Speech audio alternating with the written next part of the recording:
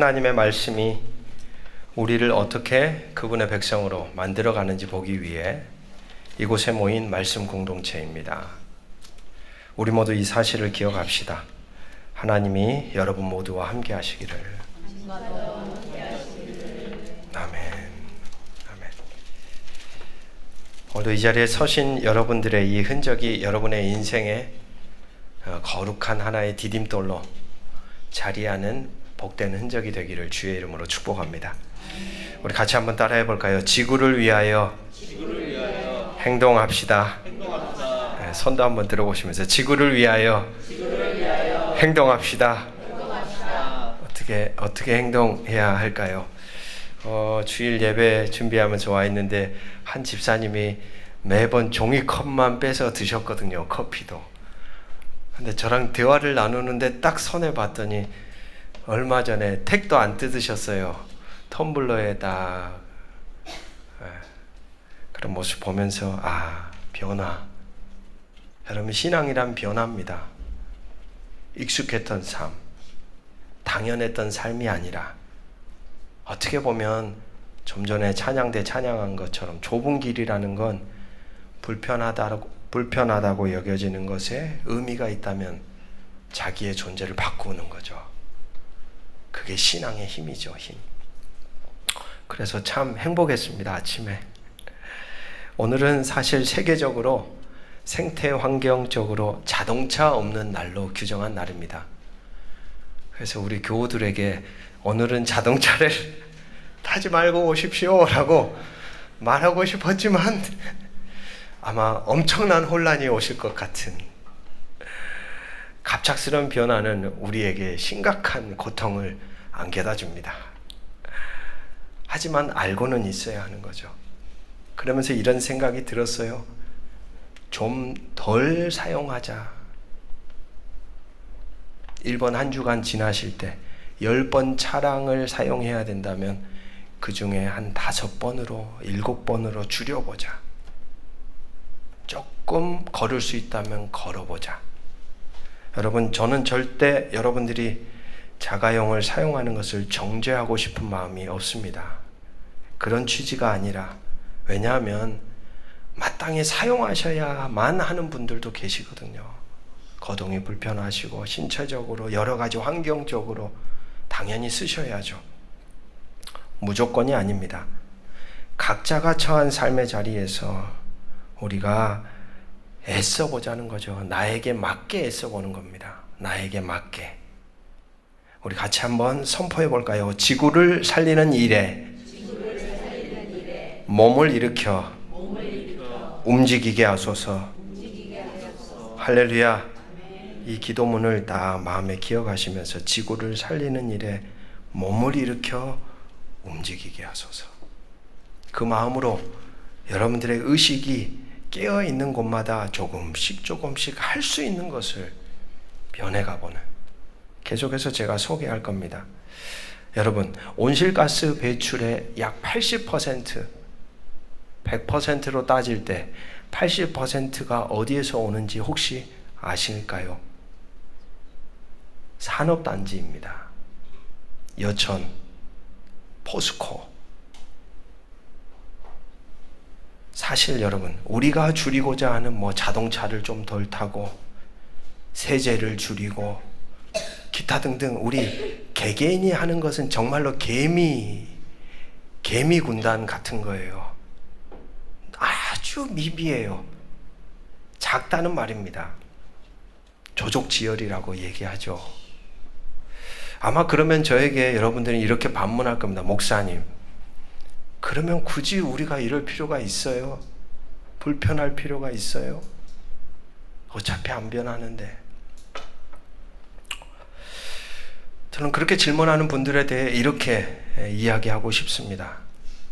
여러분, 우리가 이렇게 탄소 배출을 해도 영향을 미치지 못하는 우리 개개인이 이 땅에서 지구를 지켜가기 위해 이렇게 애쓰고 있는데, 각종 산업을 선도하고 있는 기업, 지도자들 당신들은 도대체 뭐 하고 있어? 라고 말하는 거예요, 사실. 그 사람들이 그러니까 다른 게 무서운 게 아니라 사람의 의식이 무섭습니다, 여러분. 사회적인 분위기가 무서운 거예요. 생태 환경이 위기 속에서 지금 막 어제 그제 보셨잖아요. 폭우가 한 번에 500mm가 쏟아지고 난리가 나는 걸 보면서 그냥 이것을 자연의 어떤 기후의 그냥 일반적인 현상으로 보지 않고 그동안 인간이 마음껏 쏟아냈던 탄소 배출의 결과물이거든요.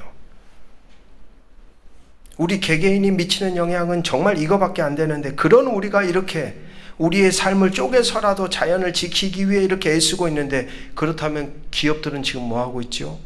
지도자들은 뭐 하고 있죠? 라는 메시지가 우리의 삶의 흔적을 통하여 전달이 된다는 거예요.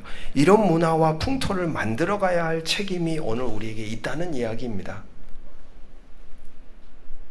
우리가 지구를 지켜가려는 모습들이 나라의 정책을 결정하는 지도자들에게 영향을 미칩니다. 생태 환경을 위한 정책 하나만 딱 서잖아요. 그러면 산업과 기업의 조치가 달라집니다.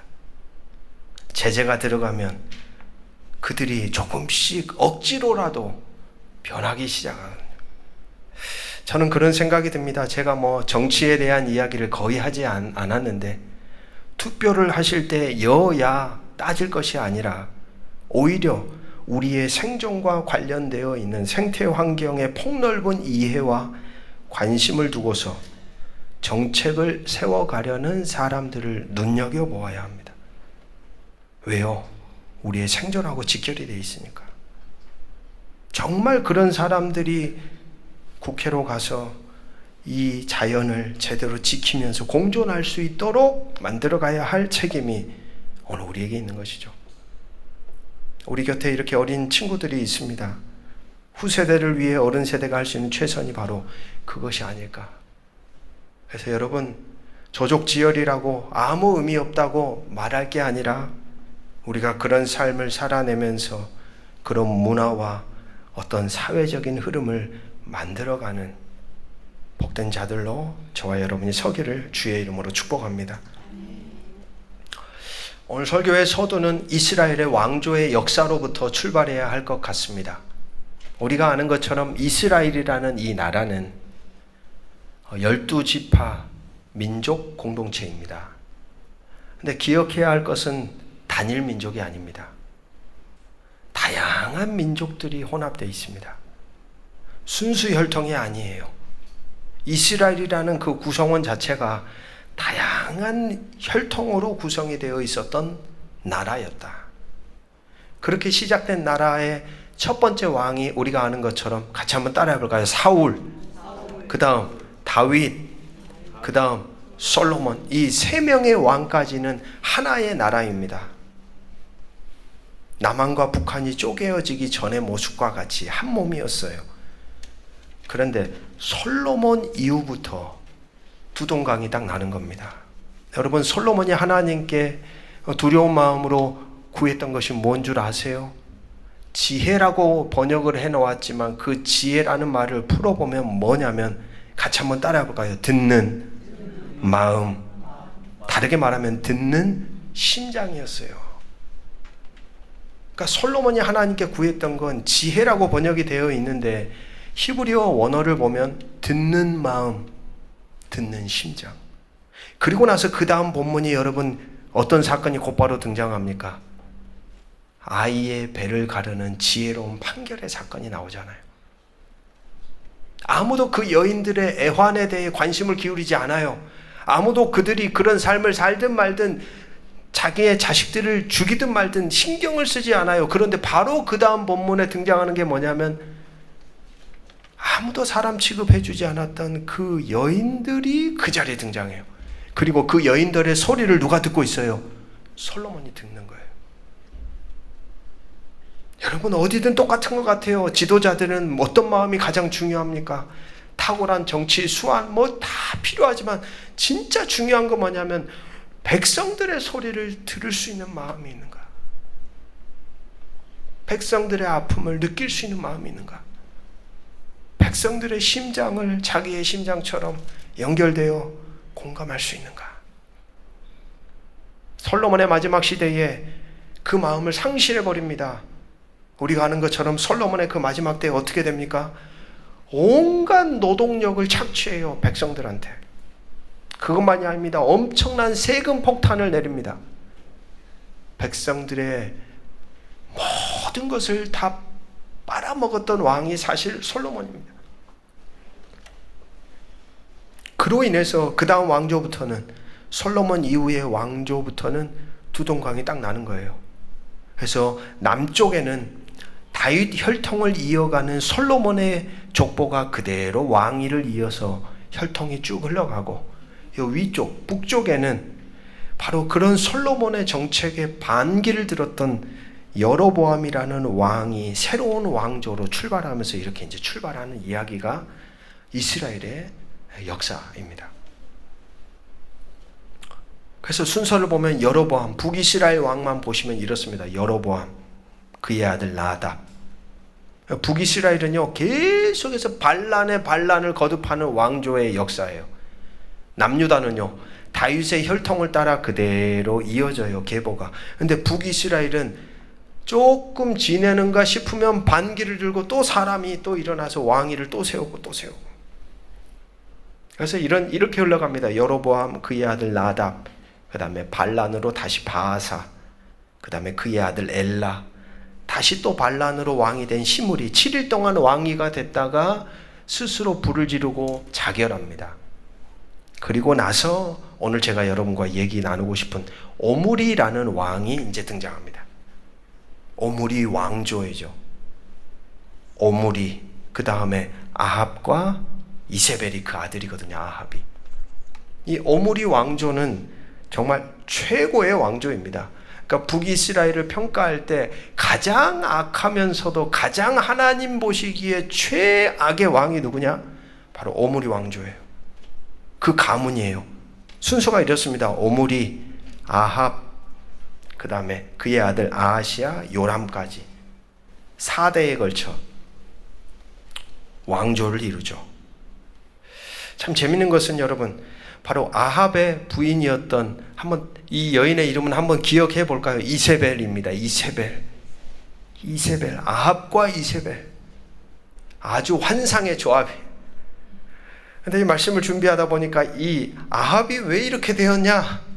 말씀이 이렇게 얘기합니다. 열왕기상 21장 25절 말씀입니다. 우리 화면을 보시면서 한번 읽어보겠습니다. 시작.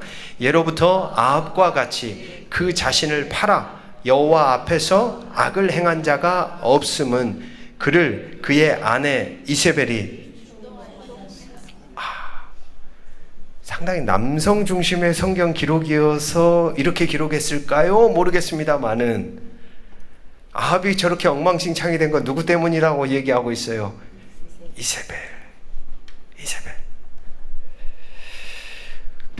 돕는 배필은 서로가 서로를 탈선하지 않도록 붙잡아줘야 할 거룩한 존재들인데, 어찌된 일인지 아내로 인해 남편이 완전히 하나님의 눈에 못 박힌, 찍혀버리는 인생이 되어버린 겁니다.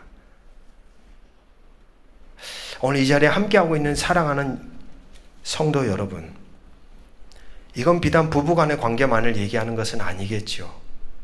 친구와의 관계, 사업의 관계, 일상 생활 속의 관계, 성도들과의 관계 안에서 오늘 우리는 남편으로, 아내로, 부모로, 자녀로, 성도로, 누군가의 이웃으로, 지인으로 오늘 우리는 이 땅에 함께 살아가는 사람들에게 어떻게 존재하고 있을까?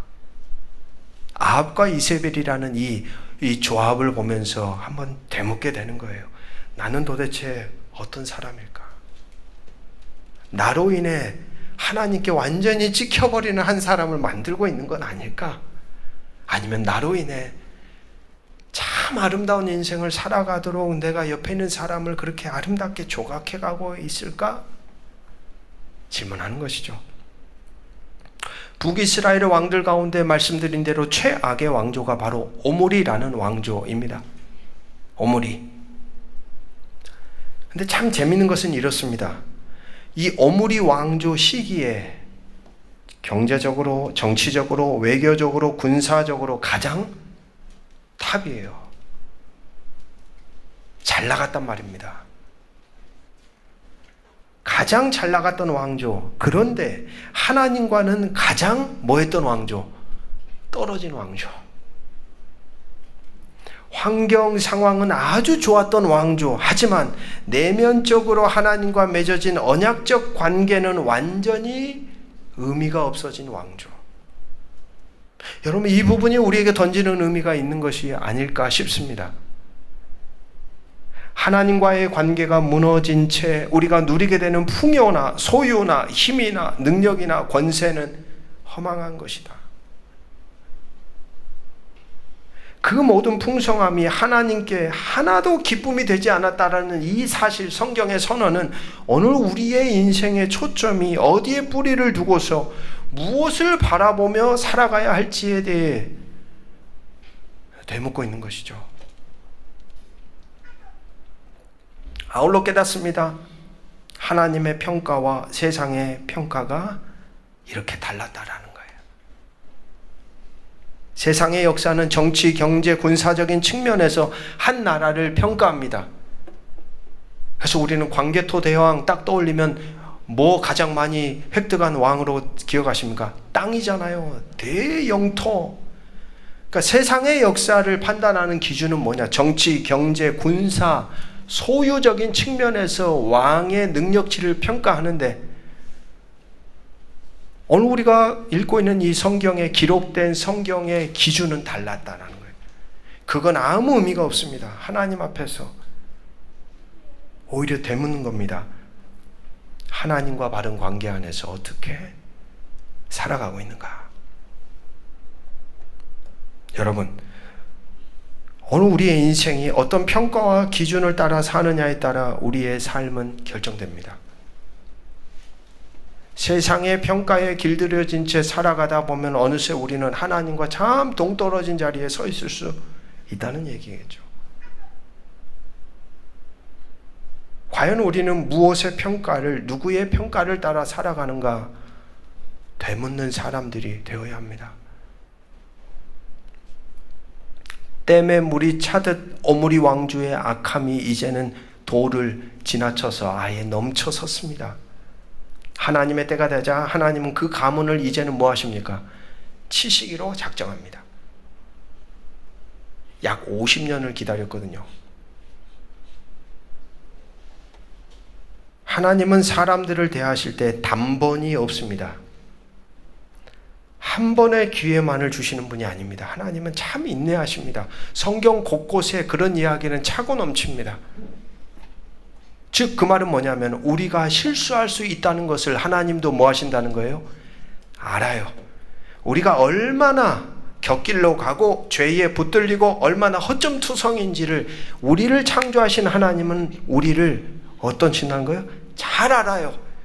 그래서 단번에 야, 너 이렇게 어긋났어, 넌 끝이야, 이런 케이스가 없어요. 늘 하나님은 기회를 주세요. 돌아설 수 있는 길. 기다리고 인내하고 수차례 말씀하시고 묵묵히 바라보시며 침묵하셨던 하나님, 아무것도 행하지 않는 하나님의 침묵은 흠 많은 인생을 향한 인자와 자비와 사랑과 은총입니다. 침묵 속에 하나님의 본심을 듣는 인생은 복이 있습니다. 침묵하시는 하나님의 존재를 이상히 여기며 고개 돌려 하늘을 바라보는 인생은 복입니다. 하지만 오므리 왕조는 전혀 없습니다. 모두가 다 어둡습니다.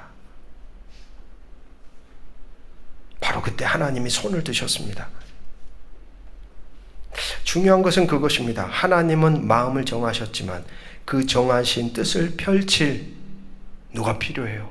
사람. 같이 한번 따라해 볼까요? 신인, 협동사역. 네, 신인, 협동사역. 하나님은 뜻을 정하시고 하나님은 반드시 자기 홀로 일하시는 분이 아니라 반드시 자기의 마음과 뜻에 합한 사람들과 연결되어서 당신의 능력과 존재를 이 인간의 역사 속에 드러내십니다. 즉 이 말은 하나님은 지금도 누구를 찾으실까요? 사람을 찾는 것이겠죠. 그렇게 우리가 성경을 바르게 읽어갔다면 하나님이 이걸 해주십시오, 하나님이 이걸 하십시오 라는 기도보다는 우리의 기도는 변하게 되어 있습니다. 하나님이 하시기 원하는 일을 내가 행하겠습니다. 도와주십시오. 하나님께 토스하는 게 아니라 하나님의 뜻을 담아서 내가 행할 테니 하나님 나를 도와주십시오 라고 기도가 바뀌는 거예요.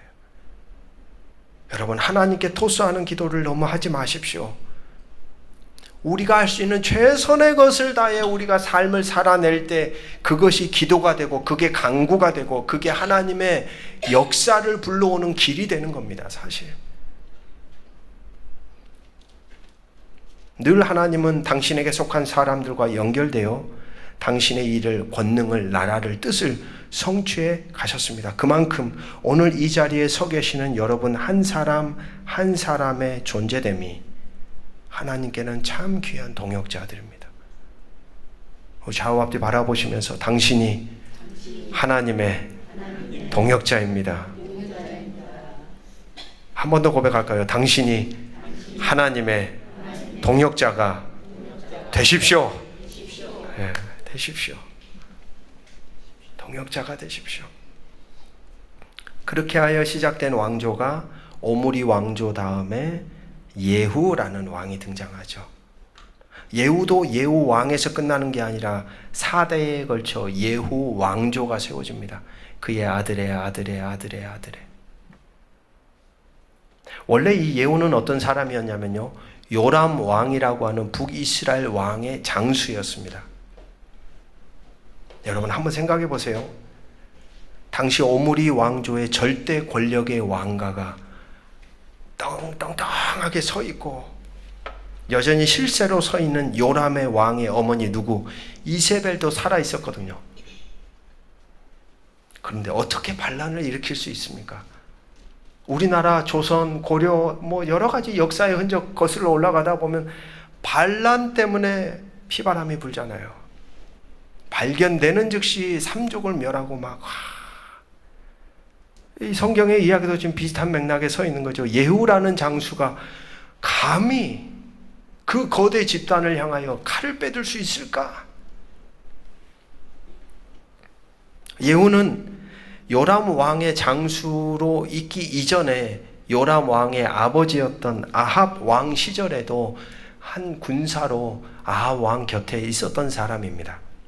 열왕기하 9장 25절 26절 세번역 성경으로 제가 읽어드립니다. 예후가 요람의 빛깔 시종 무관에게 말하였다.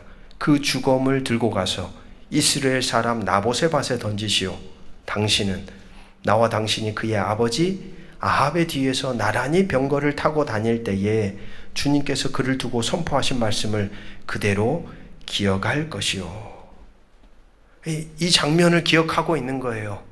여러분 나봇의 포도원 사건 기억하시죠? 아합 왕이 지나가다가 한 포도원이 마음에 드는 거예요. 그걸 가지고 싶은데 함부로 뺏기에는 좀 고심하고 있으니까 옆에 있던 이세벨이 뭘 그렇게 고민하냐, 내가 갖다 주겠다. 사람들 모함 이렇게 짜가지고 불량배들에게 선동해서 거짓 유언비도 펄트린 다음에 그 땅의 주인을 억울하게 죽게 하거든요. 그리고 그 땅의 포도원을 누가 먹어요? 아합이 먹었습니다. 아합이 가져갔어요. 그 자리에 누가 있었어요? 예후가 있었어요. 그 장면을 보고 있었어요. 하지만 그 당시에 예후는 힘이 없습니다. 두렵습니다. 불안합니다. 하지만 한 가지는 기억했어요. 엘리야 선지자를 통하여 하나님이 하신 말씀이 언젠가는 이루어지겠구나. 아무리 왕이라고 해도 저건 아닌데, 저래서는 안 되는데 저렇게 악한 일을 저지르다니 하면서 마음속으로 생각만 하였던 사람이 누구였냐면 예후입니다. 그리고 시간이 흘렀어요. 아합 왕이 어느새 죽고 그의 아들 요람의 왕의 시절이 도래한 겁니다. 여러분, 하나님 말씀이 한 존재 안에 담겨지면 그 말씀은 반드시 어느 때인가 저는 열매를 맺는다고 믿습니다. 말씀에 능력이 있어요. 존재 안에 꿈틀거리고 존재를 변화시키고 새로운 존재로 살아가도록 만들어 갑니다. 예전에는 나는 할 수 없어, 나는 무능력해, 감히 내가 어떻게 절대 권력을 했던 예후가 이제는 시간이 지나면서 변한 거예요. 말씀의 사람들이라면 이렇게 변합니다. 하나님 말씀에 채워질수록 우리 존재는 정말 내가 순종하고 내가 충성하고 내가 생명을 걸고서라도 내 존재 전부를 거기에 다 쏟아내고서라도 지켜내야 할 거룩한 삶이 하나님의 뜻이 무엇인지를 바로 보고 깨닫고 행동합니다. 그게 바로 말씀의 사람들의 특징이에요.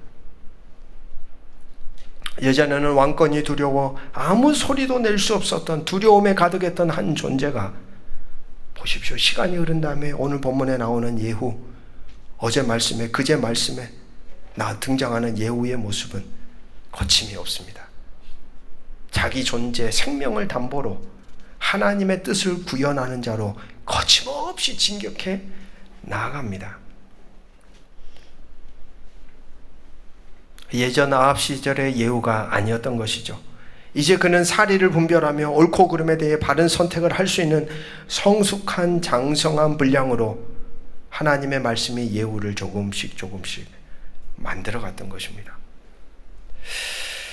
사랑하는 말씀의 동역자 여러분, 저와 여러분에게도 이런 변화가 저는 일어나기를 마음으로 깊이 갈망하고 소망합니다. 더디더라도 여전히 나에게 두렵고 불안하고 용기가 나지 않고, 그러나 여러분, 우리가 해야 될 건 하나인 것 같아요. 하나님 말씀 앞에 내가 머물러 서 있는 것.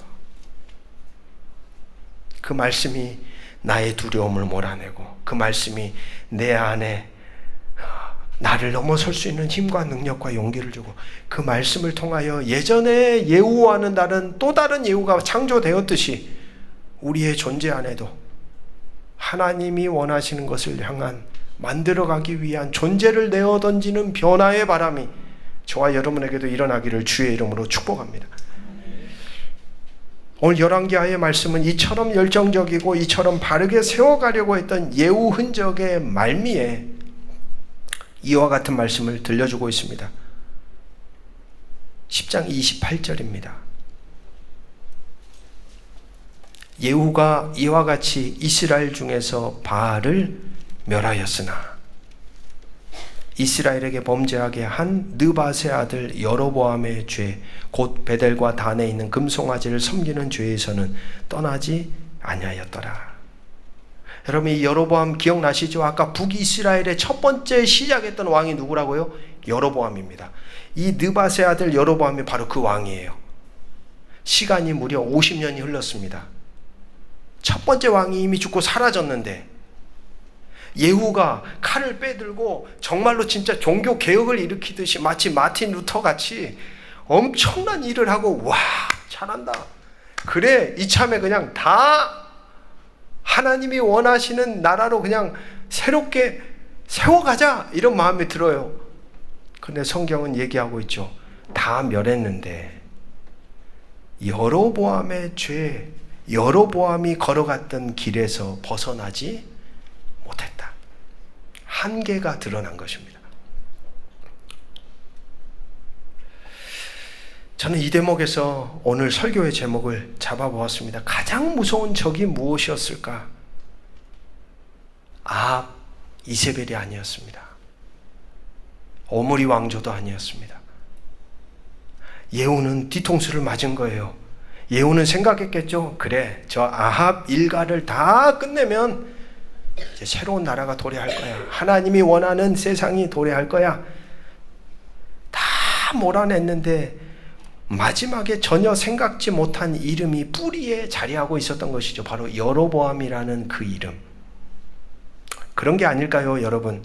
처음 여로보암 왕 때에는 여로보암이 행한 일이 너무나도 악한 일이었어요. 악한 죄였어요. 그런데 그것이 바로 잡혀지지 않자 시대가 흘러가면서 점점 그것이 이제는 어떤 것으로? 당연한 것으로, 자연스러운 것으로 교묘하게 자리한 겁니다. 저는 여러분 우리 인생에도 이게 가장 무서운 것 같아요. 드러나는 적은 쉽습니다. 대상이 분명하니까. 그러나 이 여로보암이라는 이름에 담겨진 적은 저는 이렇게 붙이고 싶어요. 익숙함이라는 적. 분명히 죄였고 분명히 잘못된 흔적이었고 분명히 그건 내가 살아서는 안 되는 흔적이었는데 그것을 암묵적으로 용인하고 그걸 수용하고 적당하게 한쪽으로 밀어놨던 것이 어느새는 나와 달랐던 그게 나의 인생이 되고 내 존재가 되고 내 뿌리가 되고 깊이 들어와서 내 안에 그냥 자리를 해버린 거예요. 처음에는 분명하게 구분이 되던 것이 시간이 흐르고 점점 둔감해지고 이제는 그것이 죄인지 아닌지도 모르는 상태에 이르도록 만들어 깨닫지 못하는 존재가 되어버린 겁니다. 가장 큰 적은 아합이 속한 오므리 왕조가 아니었습니다. 가장 큰 적은 교묘하게 자리하여 이제는 죄인지 아닌지조차 분별하지 못하게 만드는 익숙함. 그것이 가장 큰 적이었습니다.